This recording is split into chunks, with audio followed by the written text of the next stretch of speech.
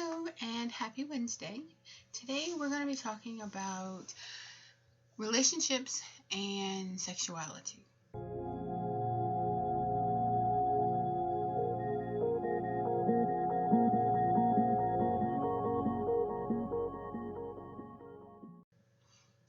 My relationship history is quite varied.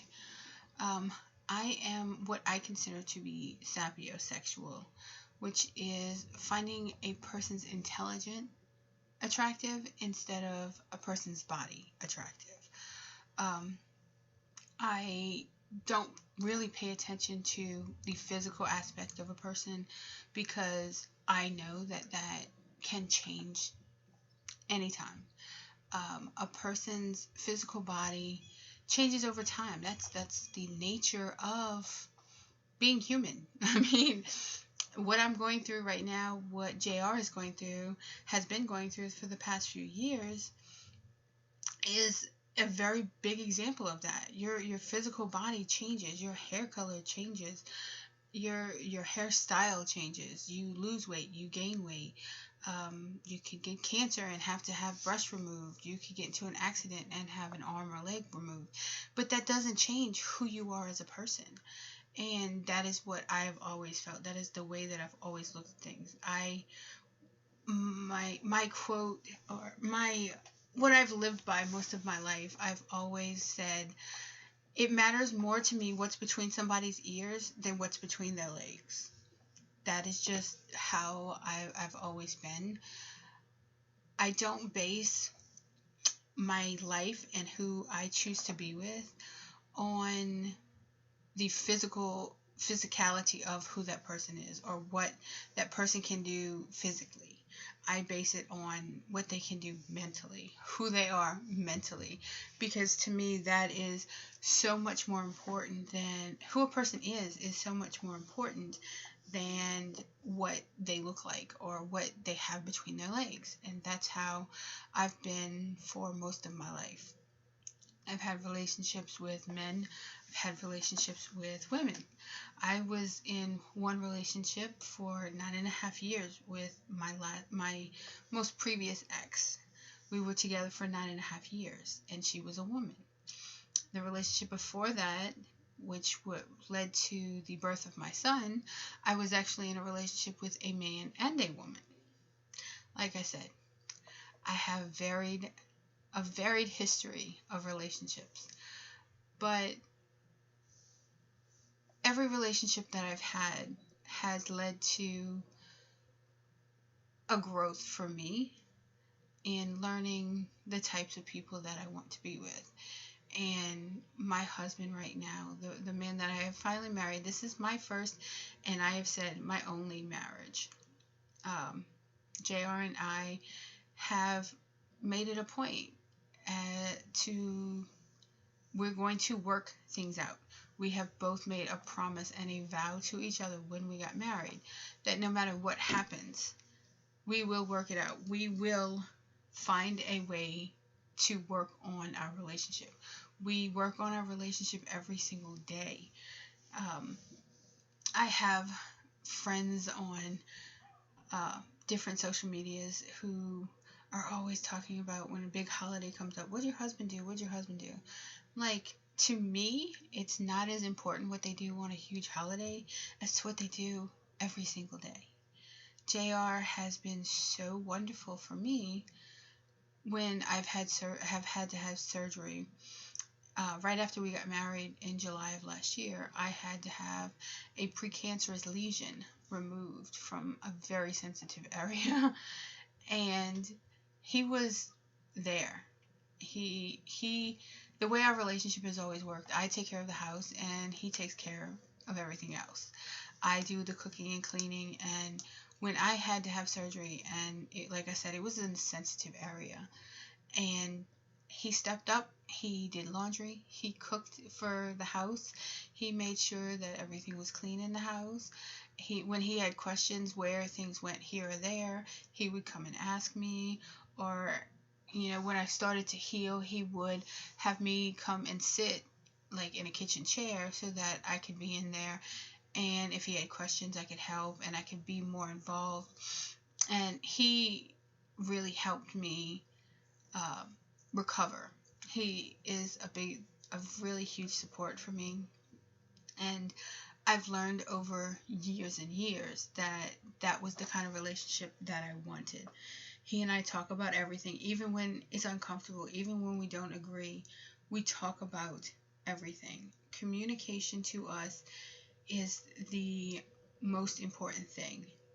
You have to communicate with each other. You have to talk, and you have to really be there for each other. You have to be open and honest, brutally honest. When he and I first started talking, and we did meet over the internet, it was about 6 years ago. We were together for 5 years before we got married last year. And before we got married, before we actually even met, we met online. I had been in a serious depression for quite a few years. My relationship had broken up. I was diagnosed with bipolar and I couldn't work anymore. My brain had really stopped working. It still malfunctions a lot, which is why I still can't work. To just edit these videos, I have to watch the same video over and over again to be able to remember how to edit videos, even though it's not. And I mean, it's not an easy thing. I know that it's quite difficult, but I still have to be reminded over and over how to do the same thing. I keep notes and alarms and schedules.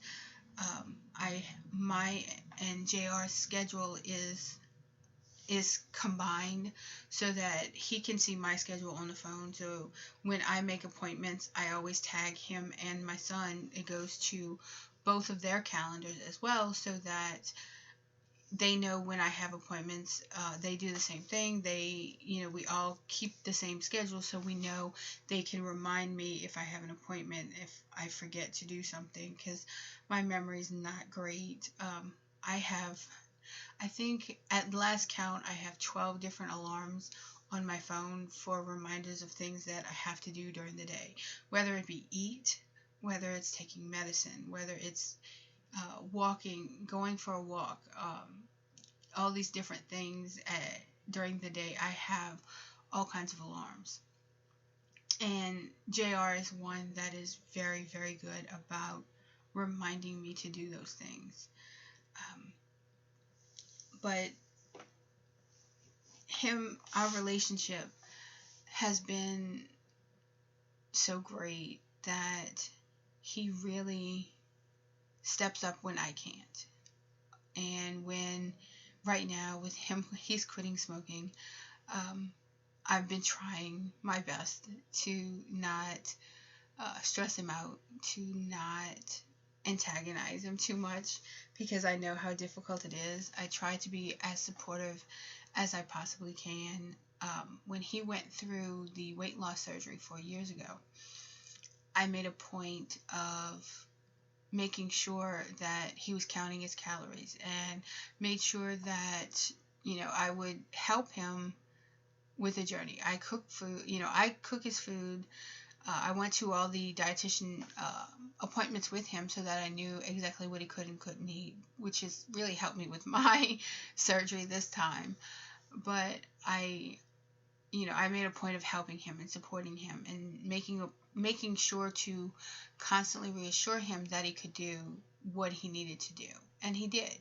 And he still works at it right now because he's not quite at his goal yet.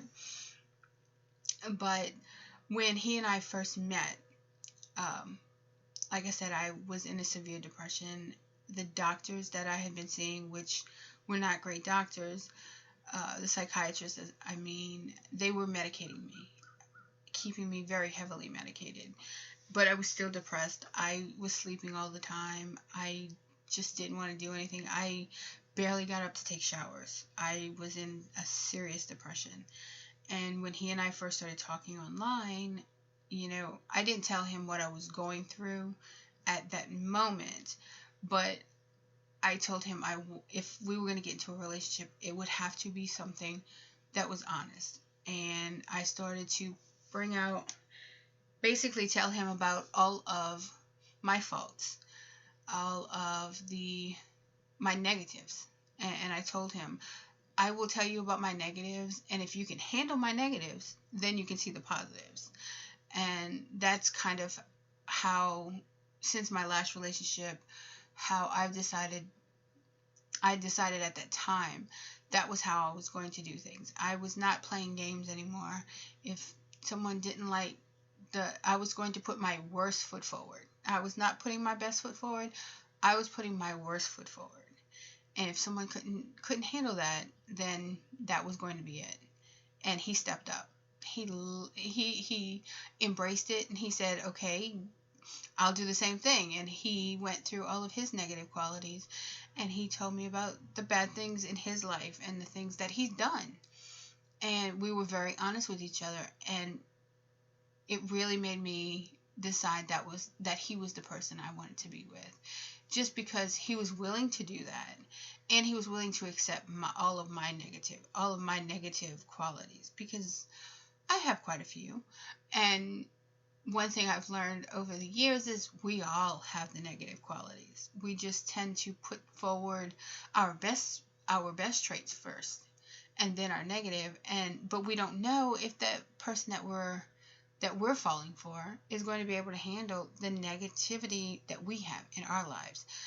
And the one thing about JR is we both have negativity in our minds, in our lives, but we both try to focus on the positivities.